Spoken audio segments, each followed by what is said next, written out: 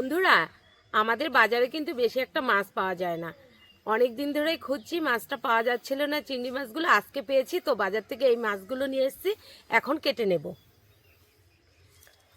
ঠিক এরকম সাইজ মাছগুলো এবার কেটে নিচ্ছি। এই মাথাটা ধরে এরকম করে কাটতে হবে।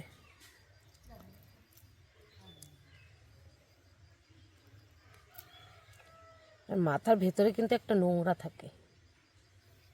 এই যে খোসাগুলো ছাড়িয়ে নেব। আর এইখানে লেজের মাঝখান থেকে একটা নোংরা থাকে, দেখুন এই নোংরাটা বের করে নিতে হবে।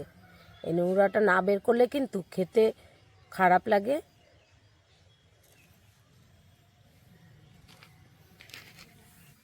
বন্ধুরা, আরেকটা মাছ আমি কেটে দেখাচ্ছি, আপনারা দেখে নিন ভালো করে। এরকম করে মাথায় চাপ দিলেই কিন্তু বেরিয়ে আসবে। আর এগুলো কেটে নিতে হবে। আর মাথার মাঝখানে একটা নোংরা থাকে, এই যে এরকম করে টেনে নিয়ে আসতে হবে। এই দেখুন নোংরাটা। এবার লেজটা কেটে নিতে হবে আর হাত দিয়ে খোসাগুলো ছাড়িয়ে নিতে হবে। আর এই মাঝখানে এরকম করে নখ দিয়ে নোংরাটা বের করে নিয়ে আসতে হবে। এই দেখুন নোংরাটা, এই নোংরাটা ফেলে দিতে হয়। হয়ে গেছে, রেখে দিচ্ছি। নমস্কার বন্ধুরা, স্বাগত জানাই জবা রান্নাঘর উইথ ভিলেজ ফুডে। বন্ধুরা, এখন বাজারে কিন্তু নতুন ইঁচড় উঠে গেছে। আর আজকে অনুষ্ঠান বাড়ির মতো ইঁচড় বানিয়ে দেখাবো। ভিডিওটি সম্পূর্ণ দেখবেন, ভালো লাগলে লাইক কমেন্ট শেয়ার করে দেবেন। ফলো এবং সাবস্ক্রাইব করতে ভুলবেন না কিন্তু। মশলাগুলো বেটে নেব। প্রথমে বেটে নেব জিরে।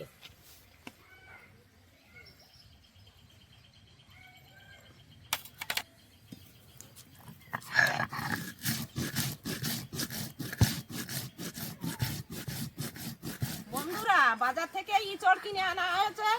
তাই ইঁচড়টা দেখুন, এবার এবছরের আমাদের নতুন ইঁচড়। তাই ইঁচড়টা আমি এখন কেটে নেব।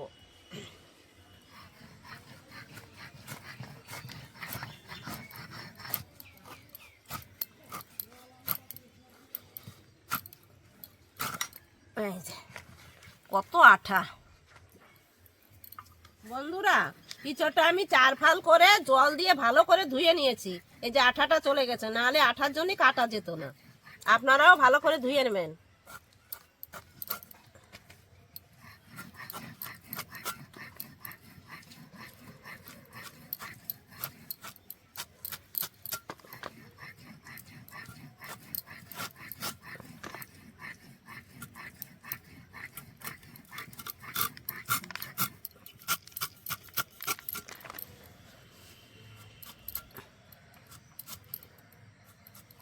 এই দেখুন বন্ধুরা, বড় বড় করে পিস করে নিয়েছি। এই দেখুন বন্ধুরা, কত সুন্দর হয়েছে। আদা রসুন জিরে বাটা হয়ে গেছে, তুলেও নিয়েছি। লঙ্কাও বাটা হয়ে গেছে, তুলে নিচ্ছি। কড়াই বসিয়ে দিয়েছি, কড়াইতে জলও দিয়ে দিয়েছি। জলটা গরমও হয়ে গেছে। এবার দিয়ে দেবো অল্প একটু হলুদ গুঁড়ো। আর দিয়ে দেবো অল্প করে কাশ্মীরি রেড চিলি পাউডার।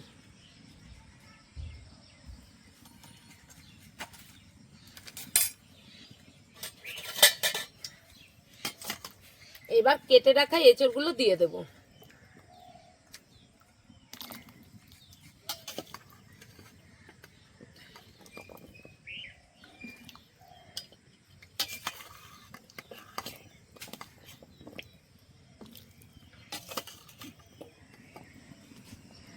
এবার কিছুক্ষণ ভাপিয়ে নেব। পুরো সেদ্ধ করব না, একটু কমই সেদ্ধ করব। একটু নেড়ে দেব। এবার চাপা দিয়ে সেদ্ধ করে নেব। চাপাটা খুলে দেব, একটু নেড়ে দেব আর দিয়ে দেব স্বাদ মতো লবণ। লবণ আর একটু চাপা দিয়ে দেব। আর একটু সময় ভাপিয়ে নেব।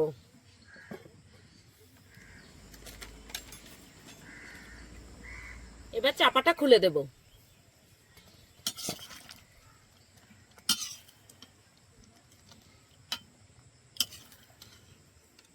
এবার একটু দেখে নেব, পুরো সেদ্ধ হয়নি, একটু কম আছে, ঠিক এই সময় নামিয়ে নেব। 50% মতো সেদ্ধ হয়েছে।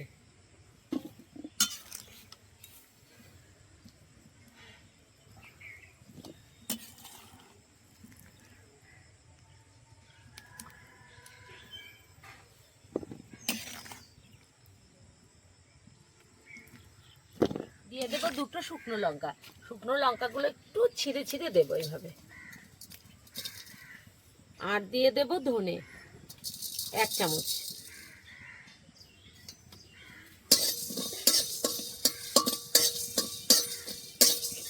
ধনে আর লঙ্কাটা একটু ভেজে নিয়েছি, এবার দিয়ে দেব জিরে।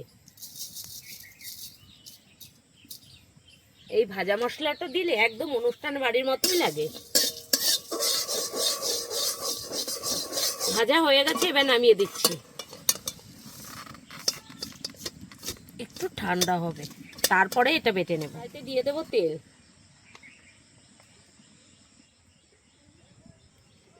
দিয়ে দেবো স্বাদ মতো লবণ, হলুদ গুঁড়ো। এবার ভালো করে মাছটা মেখে নেব।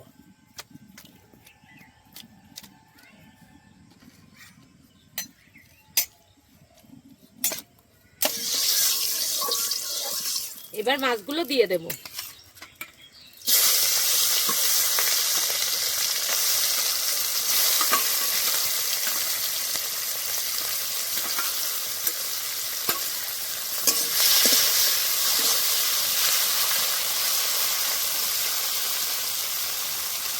চিংড়ি মাছটা ঠিক এইরকম করেই ভাজতে হবে, এর থেকে বেশি ভাজতে যাবেন না, তাহলে কিন্তু খেতে পঞ্চের মতো হয়ে যাবে।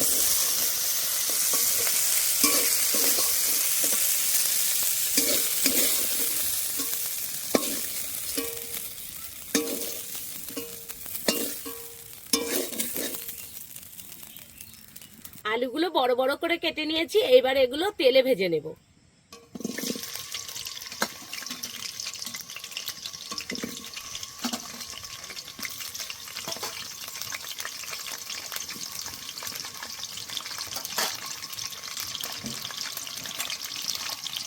দিয়ে দেবো অল্প করে লবণ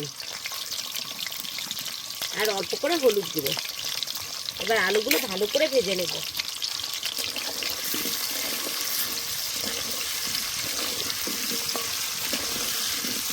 আলুগুলো ভাজা হচ্ছে, এদিকে আমি মশলাগুলো বেটে নেব।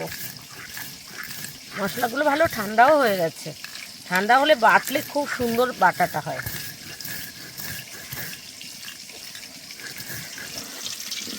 আলুগুলো লাল লাল করে ভেজে নিয়েছি, এখন তুলে নেব।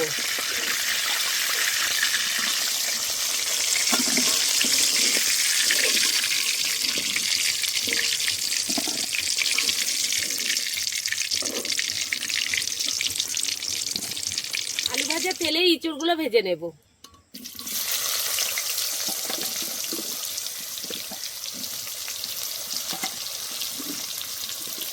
একসাথেই সব দিয়ে দেব। আপনারা চাইলে ভাগ ভাগ করেও দিতে পারেন, আমি একসাথেই দিচ্ছি।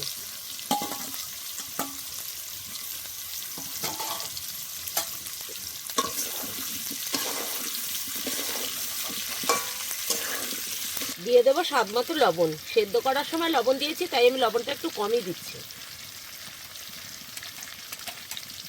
অল্প করে দিয়ে দেবো হলুদ গুঁড়ো। লবণ আর হলুদ সেদ্ধ করার সময় দিয়েছি, তার জন্য কমই দিলাম। এঁচড়গুলো খুব ভালো করে ভেজে নিয়েছি, এই দেখুন। এবার নামিয়ে নেব।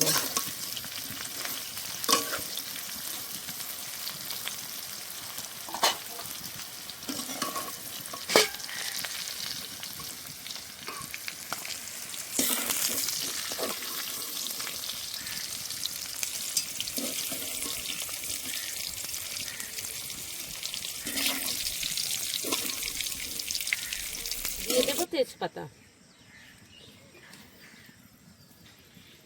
জিরে, লবঙ্গ, এলাচ, দারচিনি আর একটা আছে শুকনো লঙ্কা, একসাথে দিয়ে দেব। খুব ভালো করে ভেজে নেব।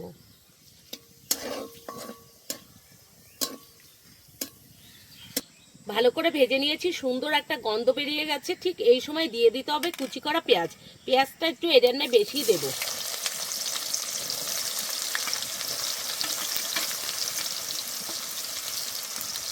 আর দিয়ে দেবো কুচি করা কাঁচা লঙ্কা,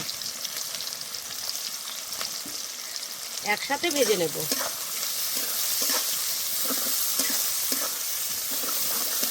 ঠিক এই সময় দিয়ে দেবো কাশ্মীরি রেড চিলি পাউডার।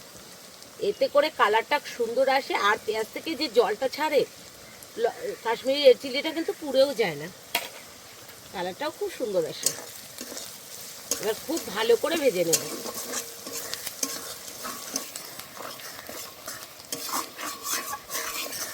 পেঁয়াজগুলো ভালো করে ভেজে নিয়েছি। এবার দিয়ে দেব আদা বাটা, রসুন বাটা। আদা রসুন দিয়ে কিছুক্ষণ নেড়ে নেব।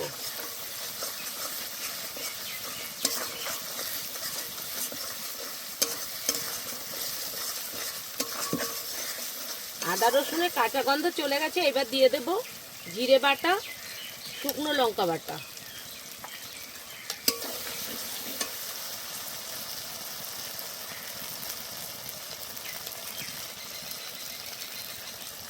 মশলা ধোয়া জল দিয়ে দেব।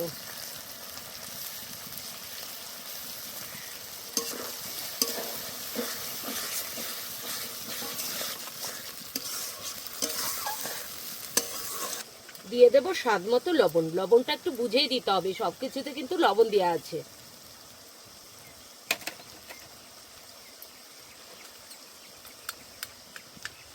এক চামচ হলুদ গুঁড়ো দিয়ে দেব, ধনিয়া গুঁড়ো। এবার দিয়ে দেব টমেটোর পিউরি।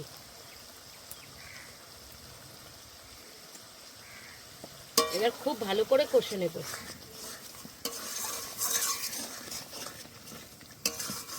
মশলা থেকে তেল ছেড়ে দিয়েছে। ঠিক এই সময় দিয়ে দেবো ভেজে রাখা আলু আর এঁচড়গুলো।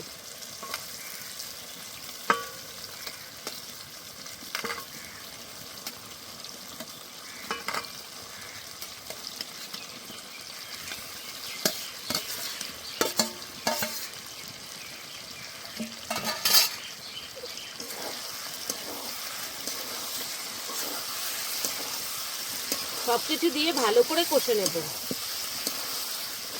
বন্ধুরা, এঁচড়গুলো দেখুন পুরো মাংসের মতোই লাগছে কষানোটা। এই দেখুন,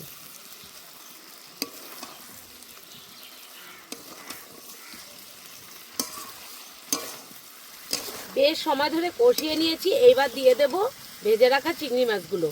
ঠিক এই সময় দিয়ে দিতে হবে।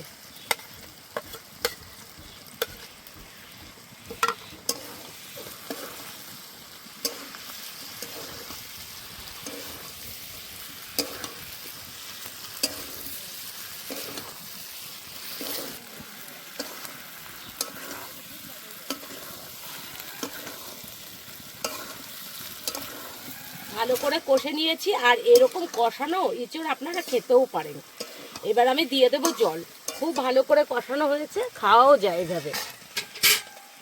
একদম ফুটানো জল দেবেন, তাহলে কিন্তু খেতে খুব সুন্দর হয় রান্নাটা।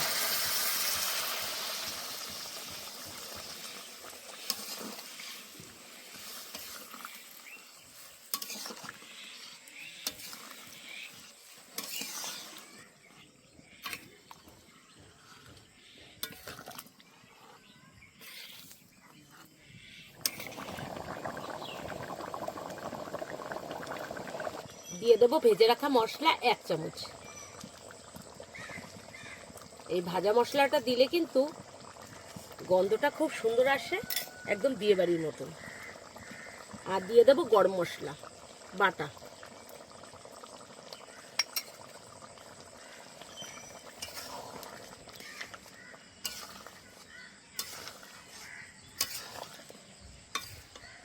আর উপর দিয়ে দেবো 1 চামচ ঘি।